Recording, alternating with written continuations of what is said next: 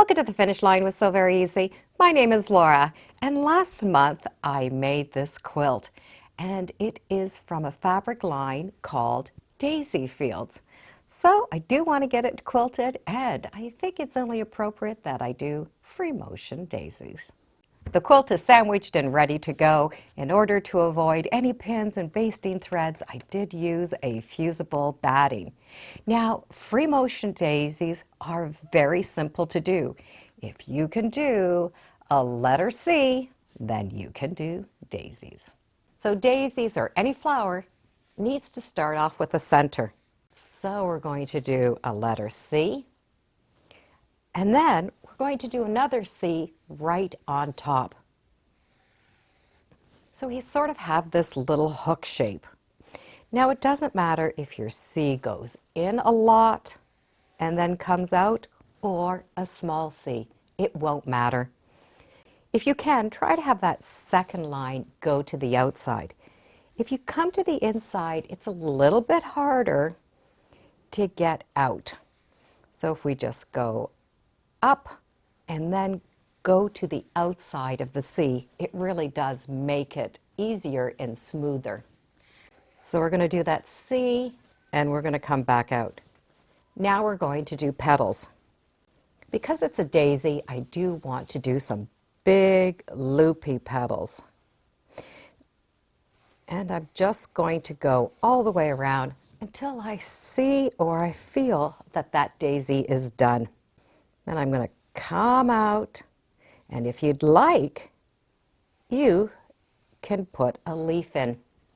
So you're going to come back out, go somewhere traveling, do that C, go to the outside, and make big loopies, and that will be our daisy. Come back out. If you want, you can do a leaf, and then we're going to continue traveling.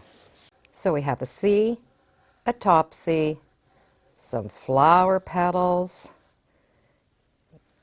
and come out and do some more. By adding in these little leaves, it kind of gives us a filler. So as we do that daisy, when we come out, if we're in an area that we're kind of stuck, we can just do any kind of a leaf, and you don't even have to put that little vein in. But that's sort of a resting spot.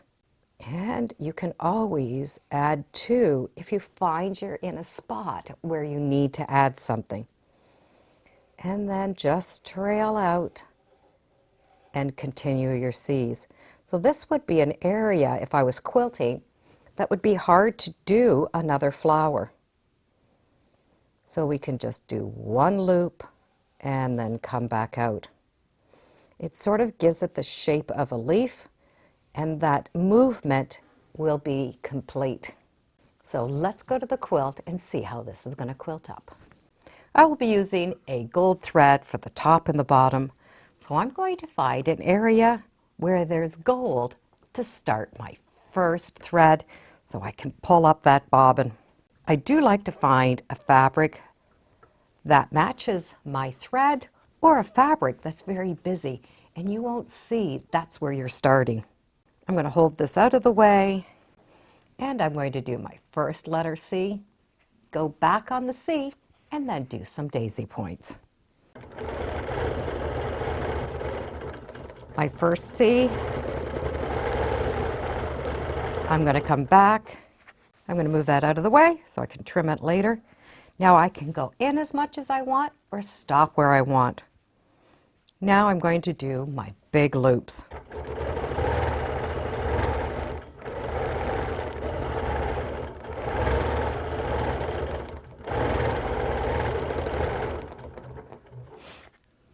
Now you can do your daisies as big and as small as you'd like.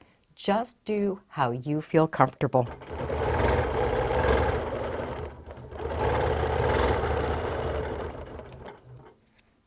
So I have my complete daisy. Now I'm going to come out and either start another daisy or do a leaf. In this case, I do have a little area here. I can do a little leaf. do that little vein, and come out. This now gives me an opportunity to go in either direction for my next C that starts that daisy. You could do your C's left or right. Matter of fact, it's kind of nice to mix it up. So I'm going to do another C, come out, and start my daisy leaves.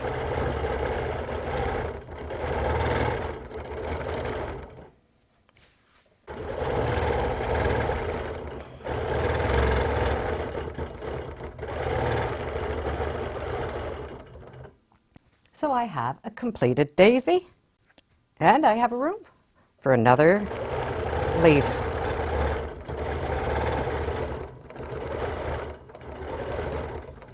And I'm going to come out and do a smaller daisy.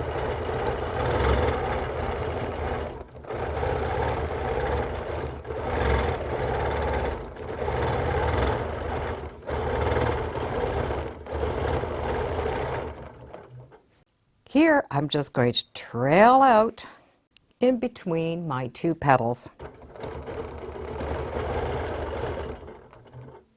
And I can start another daisy or put another leaf in.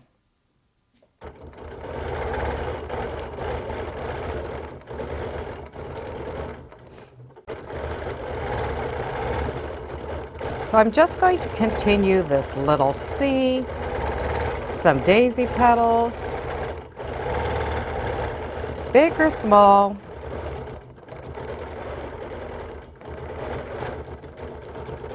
Just give yourself some stippling room and come out and get back into another daisy.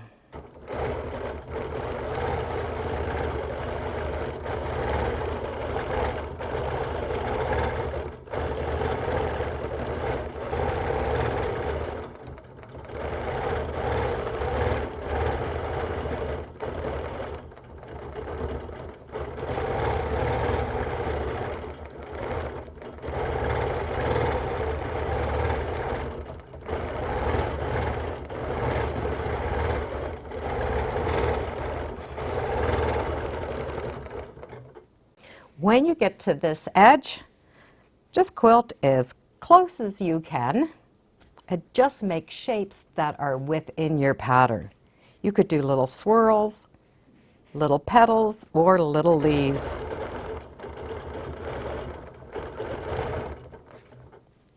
You can also just travel back and come back out. So let me get some quilting done and I'll show you what it looks like when it's done. The quilting is all done, and let's take a close look at some of the things that I had to do to fill in some holes. Here I just did a little shape to fill in this space, a couple of leaves to do that border.